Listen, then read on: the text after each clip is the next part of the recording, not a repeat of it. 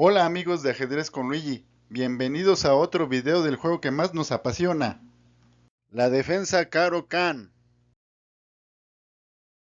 Esta defensa lleva su nombre en honor a dos ajedrecistas alemanes llamados Caro y Kann.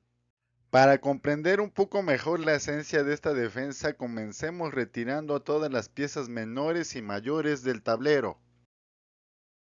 La mayoría de las partidas llegan a la siguiente formación de peones o estructura, donde solamente las blancas cuentan con un peón en el centro, en específico la casilla D4, que les da un mejor control central y mayor espacio en el tablero, así como la posibilidad de ocupar puestos avanzados en las casillas F5 o E5, o también la posibilidad de una importante ruptura en la casilla D5.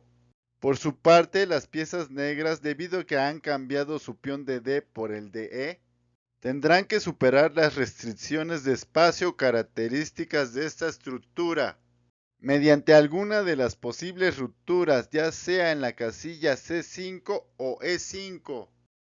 También hay que tomar en cuenta que esta es una estructura difícil de romper por parte del jugador que lleva las piezas blancas, porque al intentar abrir el centro con la ruptura en la casilla D5 tendrá que correr riesgos.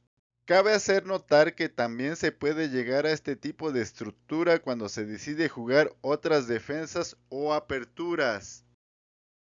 Por ejemplo, en la defensa escandinava, después de las jugadas E4, D5, E por D5 y Dama por D5. O en la defensa francesa, cuando el jugador que lleva las piezas negras decide ceder el centro. Es decir, después de las jugadas E4, E6, D4, D5, caballo C3, caballo F6, alfil G5 y D por E4.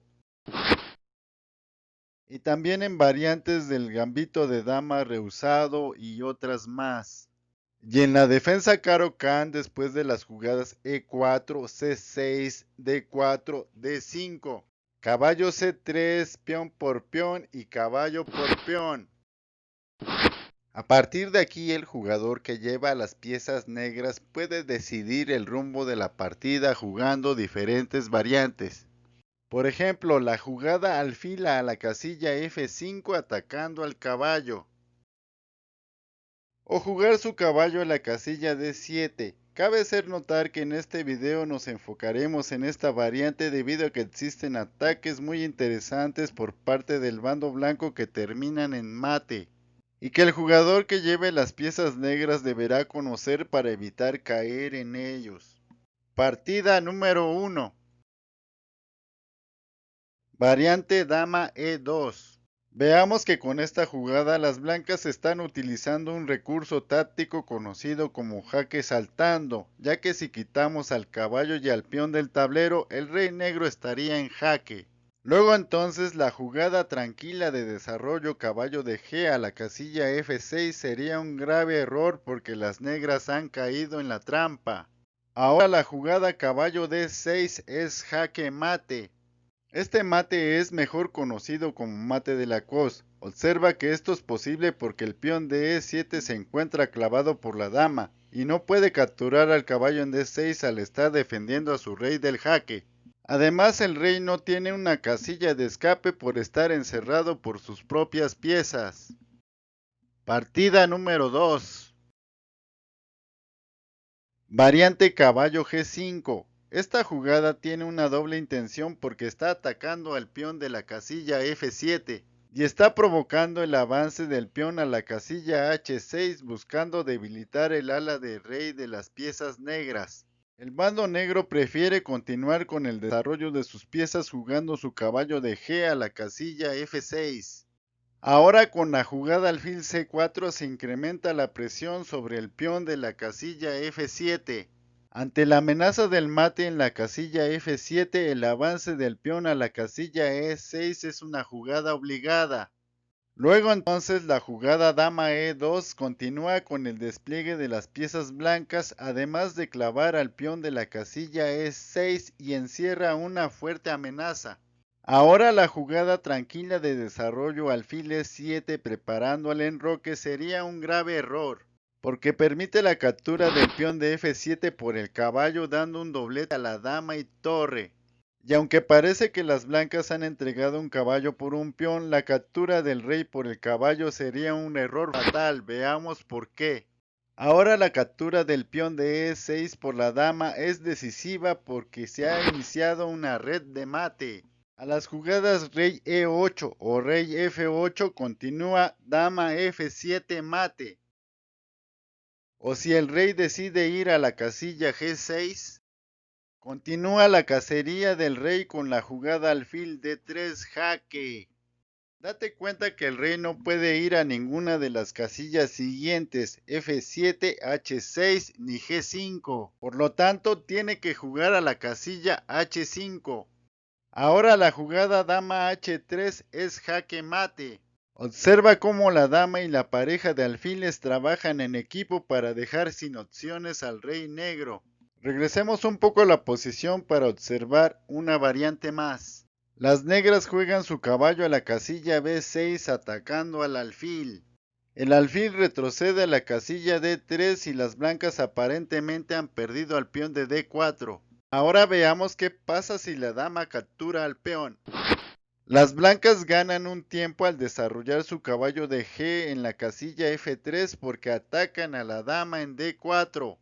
Ahora bien, si las negras juegan su dama a la casilla D5, ahora tal como lo mencionamos al principio del video, el caballo se dirige a la casilla E5 ocupando un puesto avanzado y a su vez tiende una trampa a la dama negra. Además se amenaza con capturar al peón de F7 a cambio del peón de G2. Ahora veamos qué pasa si la dama captura al peón de G2. Ante la amenaza de la captura de la torre por la dama, la prioridad es su defensa y por lo tanto las blancas la llevan a la casilla F1. Al no poder defender su peón de la casilla F7, las negras continúan con su desarrollo, jugando a su alfil a la casilla E7. Luego entonces la jugada caballo de E a la casilla F3 coloca nuevamente en una situación crítica al bando negro, porque se amenaza ganar a la dama con la jugada torre G1. Ahora la jugada dama G4 es única para intentar salvar a la dama negra. Luego entonces la captura del peón de F7 por el caballo atacando a la torre es una buena jugada, porque el caballo está envenenado. Veamos qué pasa si el rey lo captura. Las blancas juegan su caballo a la casilla E5 dando jaque al rey ganando la partida, porque después de que el rey se retire a la casilla F8 el caballo captura a la dama en G4. Ahora regresemos un poco a la posición para revisar una variante más. Las negras deciden expulsar al caballo de G5 avanzando su peón a la casilla H6 en lugar de tomar al indefenso peón en D4. Las blancas retiran a su caballo a la casilla F3. Ahora si las negras intentan liberar su juego jugando su peón a la casilla C5, después de las jugadas peón por peón y alfil por peón, el caballo nuevamente ocupa un puesto avanzado en la casilla E5. Si las negras juegan su caballo de B a la casilla D7 para cambiar los caballos, las blancas desarrollan a su caballo de G a la casilla F3. Veamos que las blancas quedan con una mejor posición para desarrollar su medio juego. Espero que este video de la defensa Caro-Kann haya sido de tu agrado y te sirva para tus próximas partidas. Si te gustó este video y quieres ver más contenido como este, acuérdate de suscribirte, darle like y compartirlo con todos tus amigos.